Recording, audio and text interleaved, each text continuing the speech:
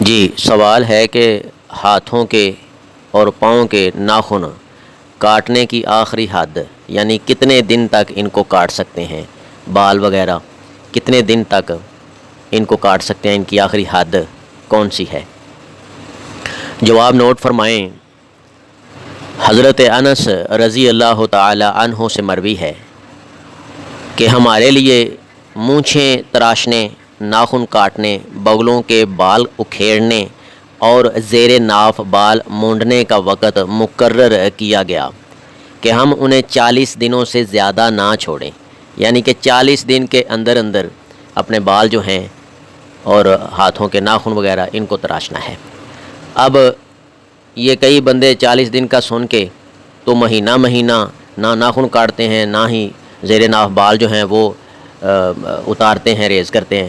پیارے بھائی، صفائی نصف الایمان ہے۔ رسول اللہ صلی اللہ علیہ وسلم فرمایا صفائی جو ہے یہ ایمان کا حصہ ہے، بلکہ ایمان کا آدھا حصہ ہے، ٹھیک ہے؟ تو چاہیے یہ کہ ہر ہفتے ہی یہ کام کیے جائیں، ناخن کاٹے جائیں، ٹھیک ہے؟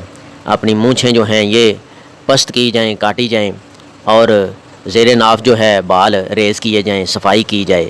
اگر ہفتے بعد نہیں ہے تو 10 دن بعد کر لیں، 15 دن بعد کر لیں، لیکن اگر اس سے زیادہ اوپر جائیں گے تو بندہ ویسے ہی بڑا عجیب لگتا ہے، وہ ناخن بڑے بڑے ہو جاتے ہیں، ٹھیک ہے، جانوروں کی طرح، تو دیکھنے والا بھی وہ پھر پریشان ہو جاتا ہے، کیونکہ اس میں میل کچیل بھی پھنس جاتی ہے۔ اس کو صاف بھی کریں تو پھر وہ پلپلاہٹ جی محسوس ہوتی ہے، بندہ اچھا ہی نہیں لگتا۔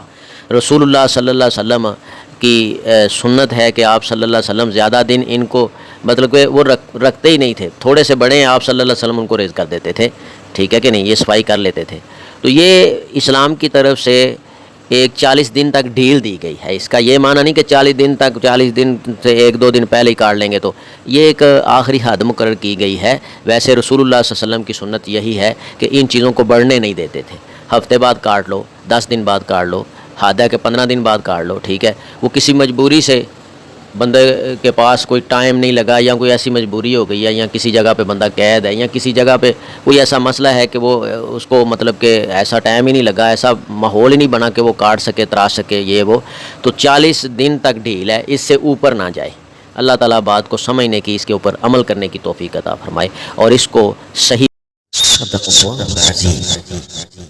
اگر آپ کو اس ویڈیو سے دینی فائدہ ہوا ہے تو حق بنتا ہے کہ آپ اس اسلامی چینل کو لازمی سبسکرائب کر دیں، لائک کریں اور کمنٹ میں اپنے خیال کا اظہار کرنا مت بھولیں۔